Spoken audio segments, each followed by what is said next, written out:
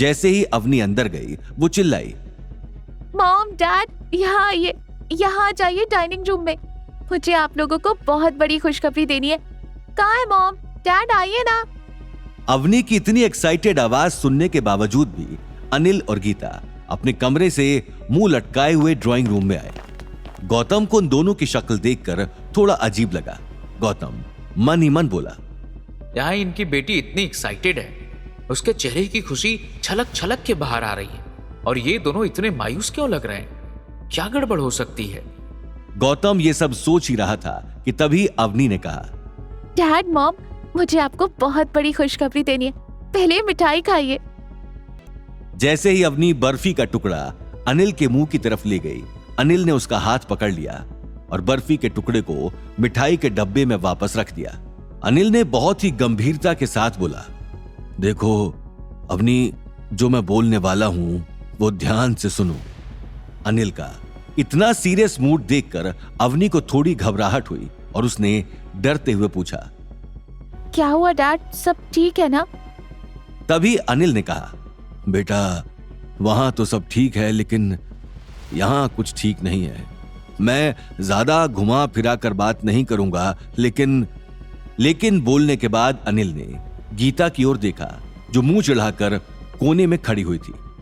लेकिन के आगे तो बोलिए डैड, आपने वैसे मेरी धड़कन बढ़ा दी है, अब अपनी बात तो कंप्लीट कीजिए।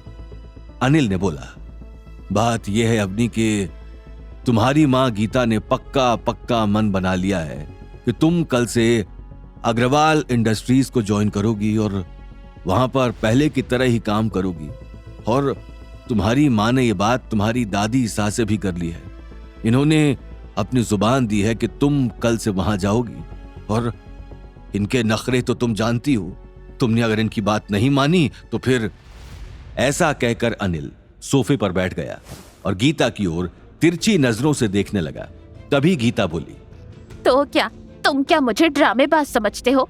मैं सच बता रही हूँ, इस बार अगर अवनी तूने मेरी बात नहीं मानी ना, तो मैं कुछ ऐसा करूंगी जिसके बाद मेरी हालत की जिम्मेदार सिर्फ तुम होगी। अब देख लो तुम्हें क्या करना है। अवनी कुछ कहे उससे पहले गौतम ने कहा, ये आप क्या बात कर रही हैं मम्मी जी? आपकी जुबान कोई पत्थर की लकीर तो नहीं है ना कि एक बार बोल दिया तो वापस नहीं हो सकती? गीता को गौतम का यूं बीच में कूदना अटपटा लगा, इसलिए उसने कहा, तुम चुप रहो निखट्टू कहीं के। कहाँ थे अभी तक? हमारे खिलाफ अवनी के कान भरने गए थे। सब पता है मुझे, तुम्हारी वजह से ही सब हो रहा है। हर दिन कोई ना कोई नया बखेड़ा खड़ा कर देते हो। मैं बोल रही हूँ अवनी इसे अभी के अभी डिवोर्स दे दो, ये किसी काम का नहीं है।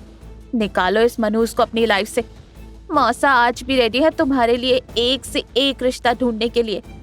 अवनी बीच में चिल्लाई और बोली, मॉम बस स्टॉप इट। आपने जुबान दे दी है तो क्या हुआ? मैं मना कर दूंगी, मैं नहीं जाने वाली। गीता बोली, ऐसे कैसे नहीं जाएगी? तुझे पता है तेरी दादी सा ने मेरे पर कितना भरोसा जताया है और मुझे रानी हार दिया है। अवनी ने गुस्से में कहा, रानी हार, दिमाग खराब कर दिया है कल से ये बोल बोल कर। मॉम आप समझती क्यों नहीं? आज मैं आपके लिए यही तो खुशखबरी लाई थी कि मेरे बिजनेस में एक इन्वेस्टर इन्वेस्ट करने के लिए तैयार हो गए, और वो भी शहर के सबसे बड़े इन्वेस्टर। मॉम ऐसे हम अग्रवाल इंडस्ट्रीज से बेहतर पोजीशन में होंगे, लेकिन अगर मैंने वहाँ दोबारा ज्वाइन किया तो सब कुछ खराब हो जाएगा। गीता बोली, वो मुझे कुछ नहीं पता। तू कल से अग्रवाल कंपनी ज्वाइन कर रही है, और अगर नहीं तो बोल, कल के कल चल तू मेरे साथ, हम तेरा डिवोर्स कराएंगे। क्योंकि अगर मासा ने हमारे साथ रिश्ता तोड़ दिया तो मैं एक और पल इस कामचोर घर जमाई की शक्ल बर्दाश्त नहीं कर पाऊंगी। तो बोल क्या करना है? अवनी ये सुनकर हैरान हो गई और बिना कुछ कहे सीधा रोते हुए अपने कमरे में चली गई। गौतम को गीता पर बहुत गुस्सा आ रहा था, लेकिन वो अपने आप को कंट्रोल करते हुए अवनी के पीछे पीछे गया। अवनी कमरे में जोर जोर से रो रही थी। गौतम उसका दर्द देखकर समझ नहीं पा रहा था कि गीता कैसी मां है जो अपनी इकलौती संतान की फीलिंग्स को छोड़कर दादी सा जैसी सेल्फिश औरत की हां में हां मिला रही है। गौतम अवनी को समझाते हुए बोला, तुम चिंता मत करो अवनी, मैं हर हाल में तुम्हारा साथ दूंगा। मुझे पता है तुम परेशान हो, लेकिन तुम जो कहोगी मैं वो करने को तैयार हूं। तभी अवनी ने बोला, सच में गौतम, तो क्या मैं तुमसे तलाक मांगूंगी तो तुम मुझे तलाक दे दोगे? ये सुनकर गौतम हैरान हो गया। आज तक जब भी गीता डिवोर्स की बात करती, अवनी उसे मना करती। फिर आज अवनी ने अचानक से डिवोर्स की बात क्यों की? आगे की कहानी जानने के लिए देखिए अगला एपिसोड सिर्फ पॉकेट एफएम के यूट्यूब चैनल पर और रॉयल वारिस के सारे एपिसोड्स को सुनने के लिए डिस्क्रिप्शन में दी लिंक से डाउनलोड करें पॉकेट एफएम ऐप।